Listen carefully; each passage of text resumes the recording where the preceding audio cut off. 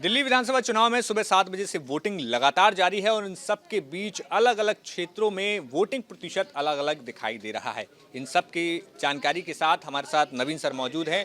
नवीन जी, आपने आज खुद सुबह सुबह वोटिंग डाला है। आपने पहले तो बताइए, आपने कौन सी विधानसभा में अपना वोट डाला है और फिर उसके आगे बात करेंगे। पहले तो देखिए, मैंने अपना वोट डाल दिया है और मैं दिल्ली की जनता से अपील करूंगा कि वो भी जल्द से जल्द अपना जो है मताधिकार का प्रयोग करे। आपने पूछा किस विधानसभा में। हाँ, हाँ। तो मेरा जो वोट है वो सदर विधानसभा में आता है। लोकसभा सीट चांदनी चौक की लगती है और सदर विधानसभा में वर्तमान जो विधायक है वो आम आदमी पार्टी के हैं और वहाँ से जो कैंडिडेट बीजेपी ने खड़े किए हैं वो निगम पार्षद भी हैं उसी विधानसभा के अंतर्गत आने वाले एक वार्ड से।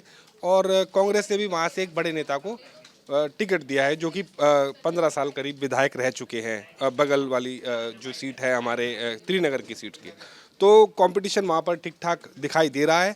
और अब बात अगर पुरानी दिल्ली की करें तो चांदनी चौक लोकसभा के अंतर्गत जो है पुरानी दिल्ली की 4 सीटें हैं। मटिया महल है, बल्ली मारान है, सदर बाजार है, चांदनी चौक है।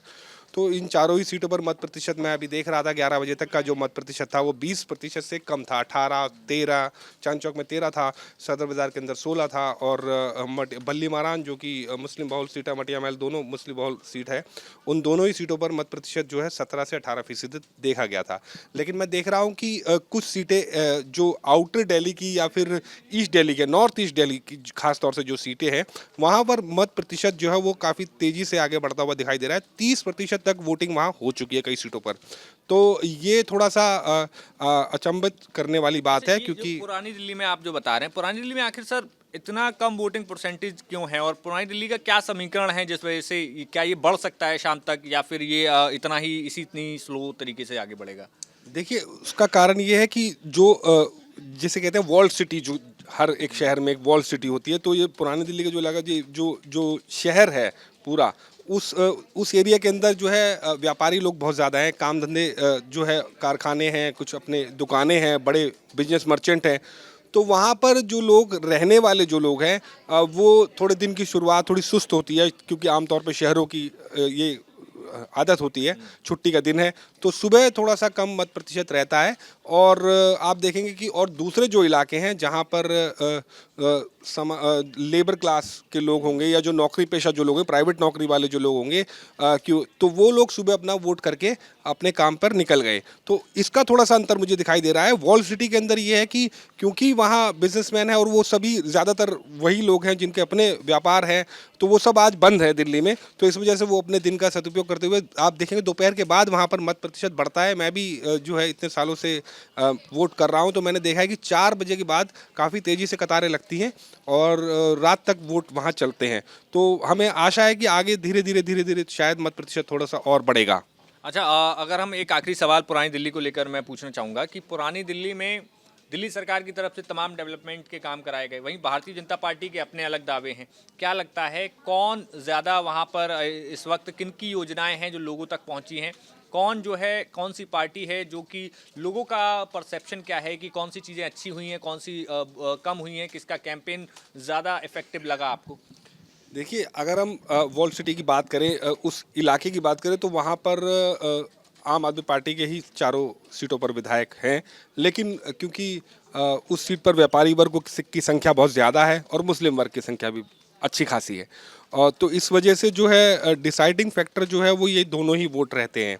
तो इस बार क्योंकि चांदनी चौक सीट पर मुदित अग्रवाल जो कि जेपी अग्रवाल के बेटे हैं, कांग्रेस के बहुत बड़े नेता रहे हैं जेपी अग्रवाल, और उनके बेटे चांदनी चौक से विधायक का चुनाव लड़ रहे हैं और सामने उनके जो कैंडिडेट है वो सतीश जैन है, वो भी व्यापारी समाज से ही आते हैं।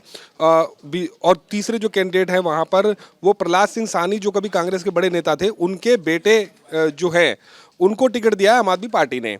तो तीनों ही मजबूत कैंडिडेट हैं, दो बनिया समाज से हैं और एक जो है सिख समुदाय से आते हैं और उनका भी अपना खासा वर्चस्व है वहाँ पर। तो देखना होगा कि अब किस तरफ कांटे का मुकाबला मेरे को ऐसा लगता है चांदनी चौक पर है। माफ़ कीजिएगा। दूसरी सीट जो है वो सदर बाजार है।